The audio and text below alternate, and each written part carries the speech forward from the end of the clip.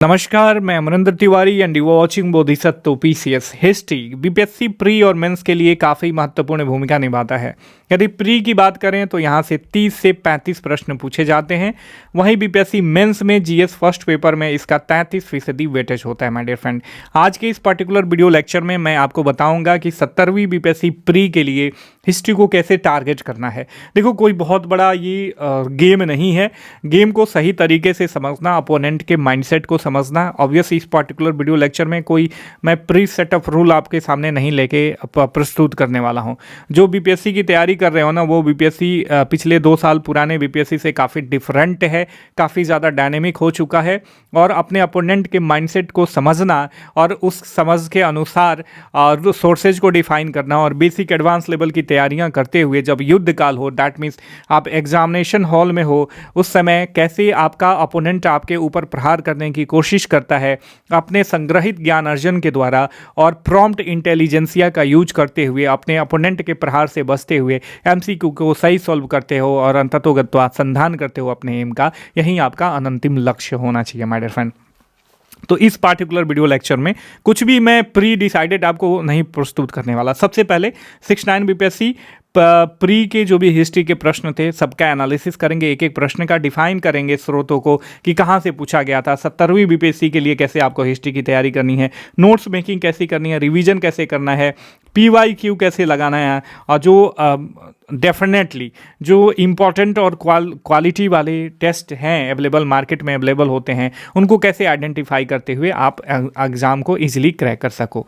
तो बने रहिएगा शुरू से लेकर लास्ट तक। काफ़ी इंपॉर्टेंट सेशन होने वाला है यदि बीपीएससी के लिए आप सीरियस हो। और यदि आप मेरे चैनल पे नए हो तो चैनल को सब्सक्राइब करके बेल का आइकन जरूर दबा देना। देखो, मैंने पहले से प्री रिसर्च करके और पूरा सेट बना के पेपर पे लिख के रखा हुआ हूँ किन स्रोतों से बीपीएससी के द्वारा ये प्रश्न पूछे गए हैं। ठीक है, हमारा पहला प्रश्न है, नीचे से मैंने शुरू किया। ये सेट ए है, 69 बीपीएससी प्री का प्रश्न है, सेट ए है और नीचे वाले सेक्शन में ज़्यादा सेंट्रलाइज थे हिस्ट्री वाले प्रश्न, तो नीचे से मैंने शुरू किया है। पहला प्रश्न यदि बात करें देखें तो ये अंबाबाई से रिलेटेड है। देखो, अंबाबाई करंट अफेयर्स में भी बनी हुई थी और ये हिस्ट्री वाले पोर्शन से भी पूछी जा चुकी हैं। तो आप सोच रहे होंगे कि करंट अफेयर्स में कैसे, तो आप सबको पता होगा कि अमृतकाल मनाया जा रहा है, आज़ादी का अमृतकाल। तो इसमें बहुत सारे ऐसे जो अनसंग हीरो रह गए हैं ना, जो फ्रीडम फाइटर ऐसे रह गए हैं जिनका उचित स्थान हम जिनको नहीं दे पाए अपने इतिहास के पन्नों पे, उनको गवर्नमेंट याद कर रही है। उसी में से एक थी अंबाबाई। और एक साथ में बतख मियाँ वाला जो प्रश्न था, आगे हम उससे रूबरू होंगे, वो भी जो है ऐसे ही हीरो थे और इन्होंने गांधी जी को 1917 में मोतिहारी में पॉइजन देने की कोशिश करी गई थी, तो उन्होंने रिफ्यूज कर दिया गया था उस दूध को गांधी जी को देने के लिए। ठीक है, तो ये काफ़ी इंपॉर्टेंट है, आप ध्यान में रखना। और उसके इसको लेके 2020 से ही वो काफ़ी चर्चा में बने हुए हैं। तो अंबाबाई हमने देखा। यदि बात करें तो हिस्ट्री लेवल पे ये जो है क्लास 8 जो है हिस्ट्री वाले पोर्शन से पूछा गया था, एनसीईआरटी। ठीक है, एनसीईआरटी सोशल साइंस हिस्ट्री वाले सेक्शन से ये पूछा गया है, ध्यान में रखना। ठीक है, तो 8वीं कक्षा एनसीईआरटी हिस्ट्री से पूछा गया था। अगला क्वेश्चन है, पूछ रहा है कि इंडियन नेशनल कांग्रेस के किस सेशन में फंडामेंटल राइट का रिजोल्यूशन पास करा गया था फर्स्ट टाइम इन इंडिया। तो ये काफ़ी इंपॉर्टेंट है। क्लास 9वीं कक्षा की ये एनसीईआरटी हिस्ट्री में भी और सिविक्स का भी ये सेक्शन है, तो सिविक्स में भी इसके बारे में चर्चा करी गई है। Obvious fundamental right related to our polity section, तो ये पॉलिटी वाले सेक्शन में भी अवेलेबल है। तो सिविक्स और हिस्ट्री दोनों में है class 9th NCERT science, sorry माफ़ कीजिएगा हिस्ट्री। यदि बीच में साइंस वगैरह बोल दूं, क्योंकि हमारा साइंस का फाउंडेशन बैच चल रहा है एनसीईआरटी वाला, तो दिमाग में वहीं चल रहा है, तो ध्यान में रखना ज़रा। ठीक है, तो साइंस मत क्या समझ लेना।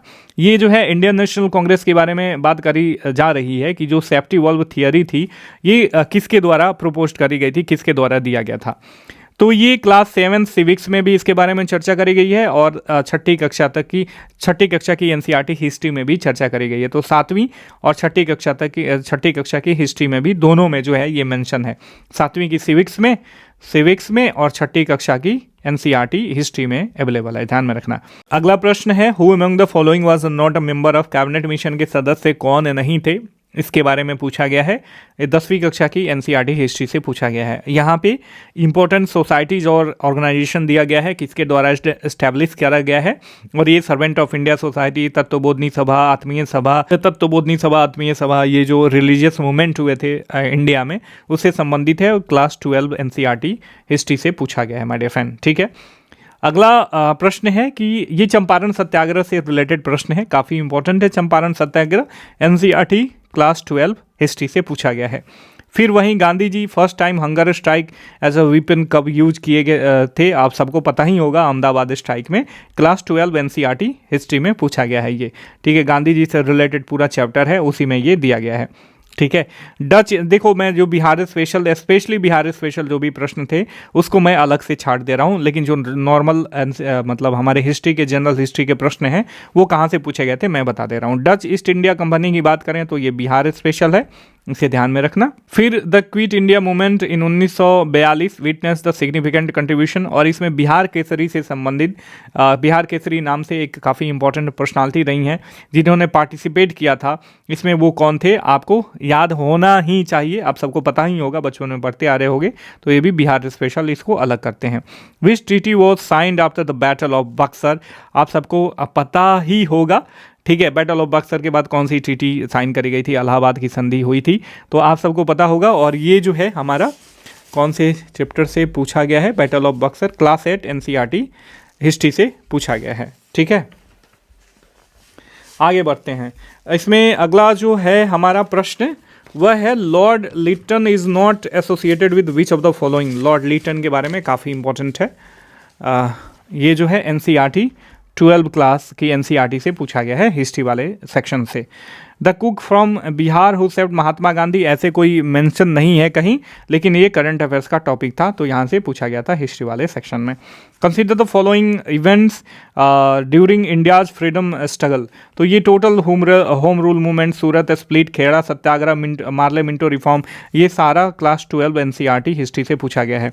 और मैं बताऊंगा, देखो किसी भी आयोग के द्वारा कोई प्रश्न पूछा जाता है ना, तो उसमें बहुत सारे ऐसे प्रश्न होते हैं जो अमूमन हर एक बुक में मिल सकते हैं। ठीक है, तो ये इसमें भी बहुत ऐसे प्रश्न हैं जो आपको, और अभी तक के जो हिस्ट्री के प्रश्न हैं वो लगभग आसानी है, जो एनसीईआरटी में भी मिल सकता है, तो ये मत कहना कि सर एनसीईआरटी में ही मिल गया है कि, तो मैं उन स्रोतों की बात कर रहा हूँ जो इजीली अवेलेबल है। आप उसे यदि आप पढ़ते हो तो आपका प्री और मेंस दोनों तैयार होता है, आपका जो साइंटिफिक टेम्परामेंट है, जो मेडिटेटिव लर्निंग है, वो सारी चीज़ें तैयार होती हैं। और बीपीएससी का जो अल्टीमेट डिमांड है कि एक हमें मेडिटेटिव और एक्टिव पार्टिसिपेंट चाहिए, एक्टिव एडमिनिस्ट्रेटर चाहिए, तो वो मिलता है, तो वो तैयार होती है आपकी पर्सनालिटी एनसीईआरटी के बुक्स के द्वारा। क्योंकि ये एनसीईआरटी की जो बुक्स है ना, वो केवल तथ्यों का संग्रह नहीं है, तथ्यात्मक संग्रह नहीं है, इसमें बहुत सारी चीज़ें दी हुई होती हैं और बीच में तथ्य दिया होता है। तो ठीक है, तो ध्यान में रखना, ये काफ़ी इंपॉर्टेंट है। 1857 के फेलियर, रिवोल्ट के फेलियर का क्या कारण था, 12 क्लास एनसीईआरटी हिस्ट्री। बर्खास्त मूवमेंट पूछा गया है, बिहार स्पेशल है, स्पेशली बिहार स्पेशल ये प्रश्न है, तो इसको छांट देते हैं। विच of the following statement about non plan expenditure, अब ये आ गया आपका हिस्ट्री वाला, सॉरी ये इकोनॉमी वाला पोर्शन। अब सीधे आ जाते हैं, आपका 80 नंबर जो प्रश्न था वो है हिस्ट्री का, कहाँ गया, ऊपर स्क्रॉल करके आ जाते हैं, आ गया शायद, अब आने वाला है। ठीक है, नहीं ठीक है, 80 नंबर प्रश्न, हाँ। When was the Bihar first separated from the Bengal presidency under the Bihar rule India. हालांकि ये नॉर्मल आपको भी मिल जाएंगे, लेकिन इसको बिहार स्पेशल में हम छांट देते हैं। अगला है कि लॉर्ड मायो के द्वारा जो रिजोल्यूशन पारित किया गया था 1870 में, इससे संबंधित कौन कौन सा स्टेटमेंट जो है सही है, क्लास 11 एनसीईआरटी हिस्ट्री में पूछा गया था। ठीक है, इसके साथ साथ अगला जो हमारा प्रश्न है, ये according to the Chinese sources of Meghavarna the ruler of Sri Lanka sent two missionary which of the following Gupta king of permission to build a Buddhist temple at गया।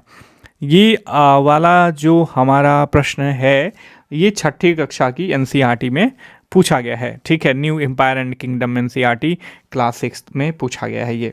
ठीक है, इसके बाद पतुआ ए आलमगीरी, ये वाला प्रश्न है क्लास 7 एनसीईआरटी हिस्ट्री से पूछा गया है माय डियर फ्रेंड।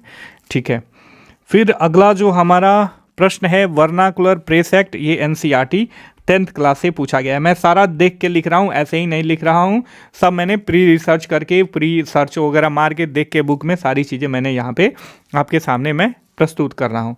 नीति सारा जो है ये भी क्लास 7th एनसीईआरटी हिस्ट्री में पूछा गया है माय डियर फ्रेंड। ठीक है, आगे बढ़ते हैं। अगला हम प्रश्न देखते हैं।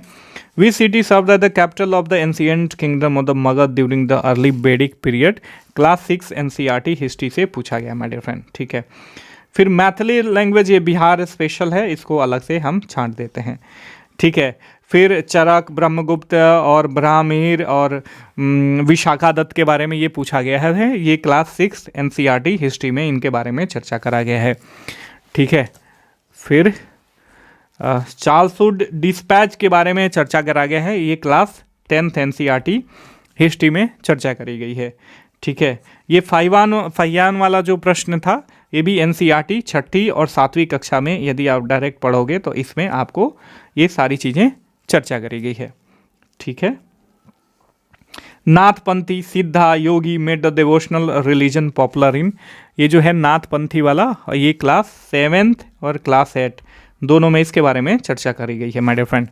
ठीक है, और फिर बात करते हैं जो बोधिसत्व पद्म पाणी इज़ लोकेटेड एट, ये क्लास 11 जो पुरानी आप 11th क्लास की हिस्ट्री भी पढ़ोगे एंशिएंट इंडिया का, उसमें भी मिल जाएगा, और 7th क्लास की हिस्ट्री में भी मिल जाएगा। Who among the following introduce the Persian festival Nowruz in India.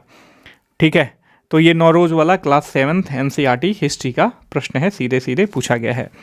अष्टप्रधान वाला जो प्रश्न है कहाँ गया, अष्टप्रधान वाला प्रश्न क्लास 9th एनसीईआरटी हिस्ट्री से पूछा गया है।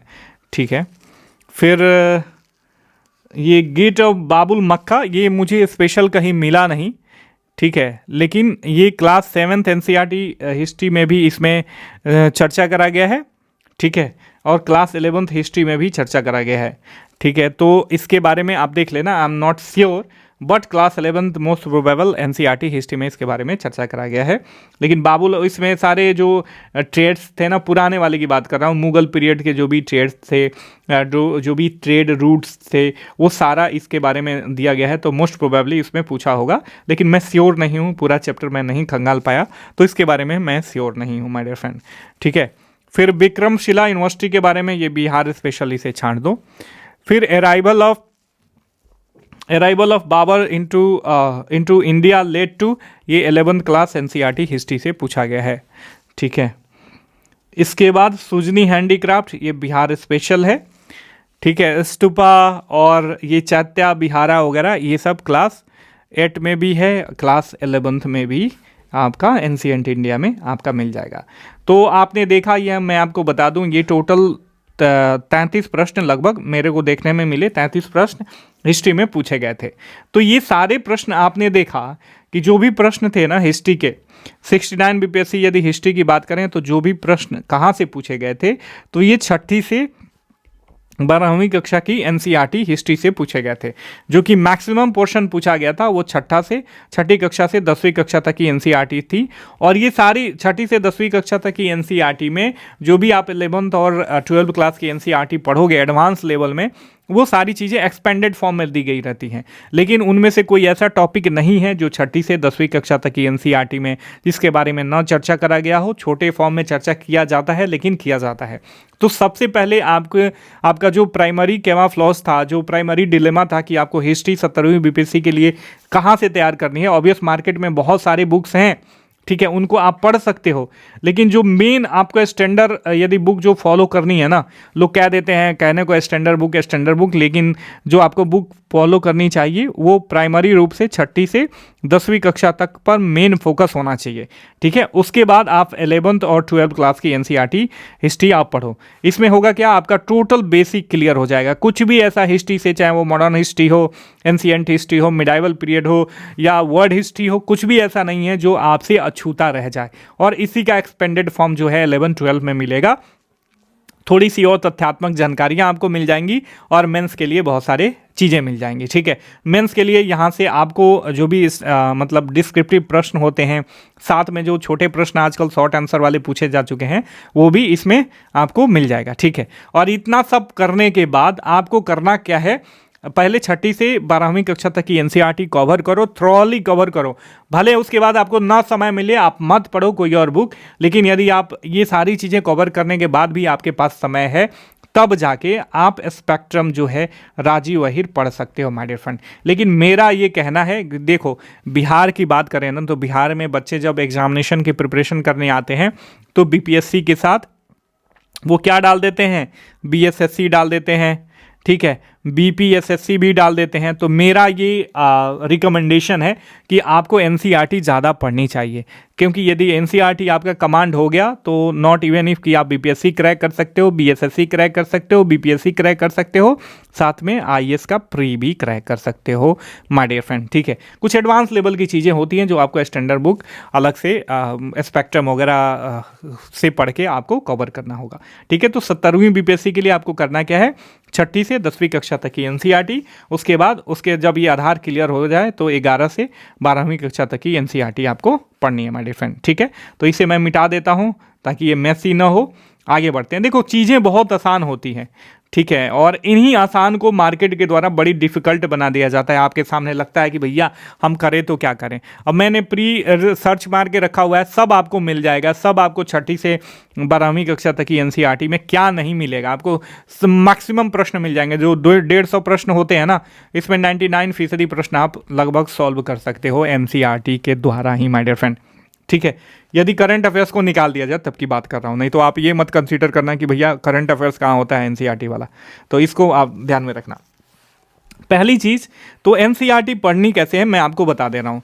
देखो होता क्या है, एक एक्टिव लर्निंग होती है, एक एक्टिव लर्निंग होती है और एक पैसिव लर्निंग होती है माय डियर फ्रेंड। ठीक है, बच्चे क्या करते हैं, अमूमन पैसिव लर्निंग करते हैं, मतलब कि एक बार बुक उठाए और पूरा बुक मतलब उसके जैसे उपन्यास के जैसे पढ़ गए। तो ये पैसिव लर्निंग का ज़माना नहीं है और केवल फैक्ट्स रटने से कुछ नहीं होगा। जो देखो जो आपका अल्टीमेट गोल है ना, वो है प्री क्रैक करना, मेंस क्रैक करना और उसके साथ साथ इंटरव्यू क्रैक करना। ये तीनों आप बढ़िया परफॉर्मेंस देते हो और मेंस में स्पेशली तब जाके आपका एग्ज़ाम क्लियर होता है। और मैं बात बताऊं, इसके अलावा ओवरऑल मेंस में जो एसए ऐड ऑन हुआ है ना, ये आपके व्यक्तित्व पे डिपेंड करता है। और ये आपके व्यक्तित्व का निर्माण कैसे होगा एसए के लिए, जब सारे सब्जेक्ट की गहनात्मक जानकारी आप रखोगे, जो भी पोर्शन पढ़ोगे काफ़ी अंडरस्टैंडिंग के साथ पढ़ोगे, ऑब्जर्वेशन पावर बढ़ाओगे, अपना एक्टिव लर्निंग मेडिटेटिव लर्निंग बढ़ाओगे, अपने पर्सनालिटी में ऐड करोगे, तब जाके ये पॉसिबल है। तो पैसिव लर्निंग मतलब आप पढ़ते गए एक चैप्टर खत्म कर लिए, दूसरा चैप्टर खत्म कर लीजिए और उससे आपने रुका ही नहीं, एक पैराग्राफ के बाद ना रुके आप, आधा पन्ना पढ़ने के बाद भी आप ना रुके, एक पेज पढ़ने के बाद भी आप ना रुके, और क्या सीखे, इसका क्या आपके व्यक्तित्व में इससे परिवर्तन आने वाला है और यहाँ से बीपीएससी किस तरीके का प्रश्न पूछने वाला है, यदि आपने ऐसा नहीं सोचा और पेज दर पेज पढ़ते गए, इसको बोलते हैं passive learning my dear friend. ठीक है, आपको बहुत सारे लोग मिल जाएंगे पुराने ज़माने के, मतलब 67 बीपीएससी तक, अरे भैया हम तो ऐसे ही पढ़ जाते थे 100 पेज एक दिन में, कोई ये ज़्यादा मतलब आपको उसका रोल नहीं रह गया है अब आपके माहौल में। आपको अभी छठी से 12वीं कक्षा तक की एनसीईआरटी जब आप पढ़ोगे ना, तो छठी से 10वीं कक्षा तक कब पहुंच जाओगे आपको पता ही नहीं चल पाएगा। लेकिन जो क्लिक बैट दिए रहते हैं ना, वो काफ़ी इंपॉर्टेंट है, आपको इंटरेस्ट लगेगा, आप कभी बोर नहीं होगे, तो इस चीज़ को ध्यान में रखना। तो एक्टिव लर्निंग का लगभग आपको आंसर भी मिल गया। आपको एक पैराग्राफ पढ़ना है और एक पैराग्राफ के बाद रुकना है और सोचना है कि आपको आंख बंद करके इसमें आपने क्या सीखा। तो आप देखना कि मान लो कि आप आधे घंटे या 45 मिनट पढ़ाई करोगे ना, तो आपको आपका दिमाग थक जाएगा, रिटार्ड हो जाएगा और उसके बाद मांगेगा 5 से 15 मिनट या 10 मिनट का रेस्ट। तो आप ऐसे लो, आप 30 to 35 मिनट का एक स्लॉट बनाओ, उसके बाद 5 से 10 मिनट का रेस्ट लो, फिर 30 to 35 मिनट का स्लॉट बनाओ। ऐसे पढ़ना है और सोच सोच के पढ़ो, समझ समझ के पढ़ो, मेडिटेट कर करके पढ़ो। ठीक है, कि मुगल पीरियड में ये व्यवस्था थी तो क्यों थी, ठीक है, और इसका वर्तमान में कहीं हम कोई सामाजिक यूज देख रहे हैं, ये है आपका ऑब्जर्वेशन पावर। ठीक है, धीरे धीरे सारी चीज़ें मैं आपको बताऊंगा, अलग से एक्टिव और पैसिव लर्निंग कैसे करनी है, एनसीईआरटी कैसे पढ़ना है, हम नीचे वीडियो के डिस्क्रिप्शन बॉक्स में लिंक दिया गया है, उस पर क्लिक करके आप देख लेना माय डियर फ्रेंड। ठीक है, इसके साथ साथ नोट्स मेकिंग बहुत इंपॉर्टेंट है। पहले बच्चे क्या करते हैं, देखो पहले ही दिन से क्या करते हैं, नोट्स मेकिंग करना शुरू कर देते हैं। एक बार पढ़ रहे हैं, लाइन कर रहे हैं और उसको नोट्स पे लिख रहे हैं, ऐसा कुछ नहीं होता है।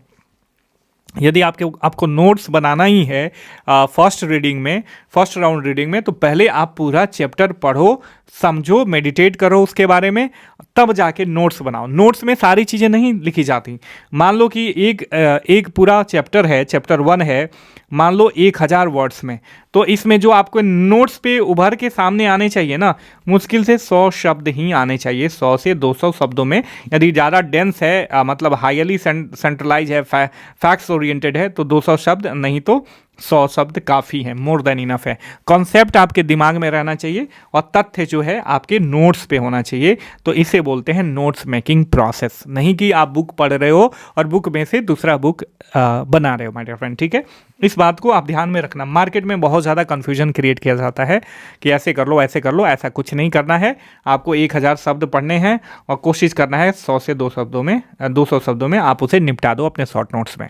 ठीक है, ऑब्वियस आप बुक की रीडिंग जो है मल्टीपल टाइम रीडिंग करोगे, आपके पास लगभग 9 माह बचे हुए हैं, जनवरी फर्स्ट वीक से भी आप शुरू कर रहे हो, तो ये बात आप ध्यान में रखना। 9 माह कैसे निकल जाएंगे आपको पता भी नहीं चलेगा अगर आप सीरियस रीडिंग करते हो और क्वालिटेटिव रीडिंग करते हो, तो ये सारी चीज़ें समय बीतते चला जाता है, कब दिन रात में, रात दिन में, ऐसे कन्वर्ट हो जाता है, दिन सप्ताह में और सप्ताह महीनों में कब निकल जाते हैं आपको पता भी नहीं चलता। ठीक है, इसको आप ध्यान में रखना। इसके साथ साथ प्रीवियस ईयर क्वेश्चन को आपको देखते रहना है।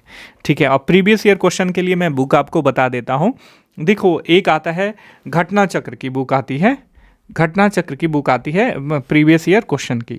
उसमें इन्होंने क्या करा है कि सबसे इसकी मतलब बड़ी खासियत है कि हिस्ट्री वाले सेक्शन को अलग कर दिया है इन्होंने, पॉलिटी वाले मतलब हर एक सेक्शन वाइज इन्होंने बांट दिया है, और किस ईयर में किस टॉपिक से संबंधित प्रश्न पूछे गए थे एक साथ रख दिया है।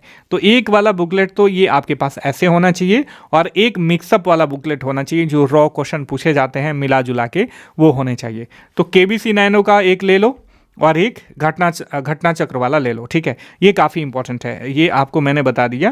केबीसी नैनो और घटना चक्र वाला आपको दोनों चाहिए, बीपीएससी का एमसीक्यू, प्रीवियस ईयर एमसीक्यू। ठीक है, ये काफ़ी इंपॉर्टेंट है। जब आप एमसीक्यू लगाओगे तभी आपको अपने प्रिपरेशन का जायजा मिल जाएगा। और तब अंततोगत तो बात आती है टेस्ट की। तो देखो, टेस्ट आजकल मार्केट में बहुत है, लोग क्या करते हैं, कट कॉपी पेस्ट करते हैं। आजकल एआई का ज़माना आ गया है, और लोग क्या कर लेते हैं कि 1857 के विद्रोह से संबंधित 50 प्रश्न है, ठीक है, चैट जीपीटी पे बोल देंगे एमसीक्यू, और वो बना के दे देगा। तो वो कट कॉपी पेस्ट वाले क्वेश्चन से बचना है। बीपीएससी एक एक प्रश्न पे रिसर्च करता है। आपको लगता है प्राइमरी मतलब फर्स्ट व्यू में आपको ये लगेगा कि प्रश्न काफ़ी आसान है, लेकिन अब जब आप पढ़ोगे तो उसमें एक क्लिक बिट होगा, एक ऐसे शब्द होंगे जो आपके टोटल सोच को उलट देंगे, और आपको लग रहा होगा कि आप ये प्रश्न का उत्तर सही सोच रहे हो और यही उत्तर होगा, और पता चले कि आप ह्यूमन एरर कर दे रहे हो। तो ये सारी चीज़ें आपको ध्यान में रखनी है, और इतना आप करके यदि पढ़ते जाते हो तो आपका जो है हिस्ट्री वाला पोर्शन आराम से तैयार हो जाएगा माय डियर फ्रेंड। ठीक है, मिलते हैं अगले वीडियो लेक्चर में, तब तक के लिए साइनिंग ऑफ, टेक केयर, जय हिंद, जय भारत।